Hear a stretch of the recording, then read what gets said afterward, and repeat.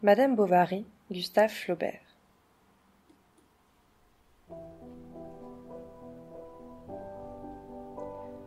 L'hiver fut froid. Les carreaux chaque matin étaient chargés de givre, et la lumière blanchâtre à travers eux, comme par des verres dépolis, quelquefois ne variait pas de la journée. Dès 4 heures du soir, il fallait allumer la lampe. Les jours qu'il faisait beau, elle descendait dans le jardin. La rosier avait laissé sur les choux des guipures d'argent, avec de longs fils clairs qui s'étendaient de l'un à l'autre. On n'entendait pas d'oiseaux, tout semblait dormir. L'espalier, couvert de paille, et la vigne comme un grand serpent malade sous le chaperon du mur, où l'on voyait en s'approchant, se traînaient des cloportes à pattes nombreuses. Dans les sapinettes près de la haie, le curé en tricorne qui lisait son bréviaire avait perdu le pied droit, et même le plâtre, s'écaillant à la gelée, avait fait des gales blanches sur sa figure. Puis elle remontait, fermait la porte, étalait les charbons, et défaillant à la chaleur du foyer, sentait l'ennui plus lourd qui retombait sur elle. Elle serait bien descendue causer avec la bonne, mais une pudeur la retenait.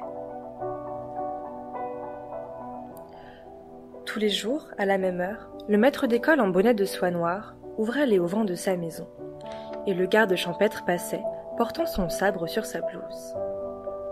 Soir et matin, les chevaux de la poste, 3 par 3, traversaient la rue pour aller boire à la mare. De temps à autre, la porte d'un cabaret faisait tinter sa sonnette. Et là, et quand il y avait du vent, l'on entendait grincer sur leurs 2 triangles les petites cuvettes en cuivre du perruquier, qui servait d'enseigne à sa boutique. Elle avait pour décoration une vieille gravure de mode collée contre un carreau, et un buste de femme en cire dont les cheveux étaient jaunes.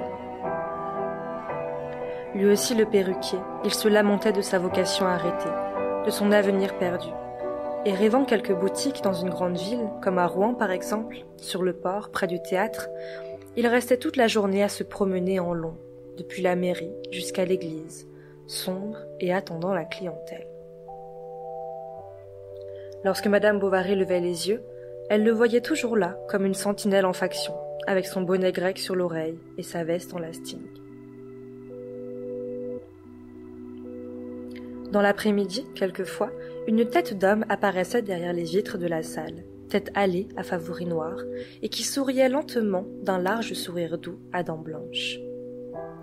Une valse aussitôt commençait, et sur l'orgue, dans un petit salon, des danseurs hauts comme le doigt, femmes en turban rose, tyroliens en jaquette, singes en habits noirs, messieurs en culottes courtes, tournaient entre les fauteuils, les canapés, les consoles, se répétant dans les morceaux de miroir que raccordait à leur angle un filet de papier doré.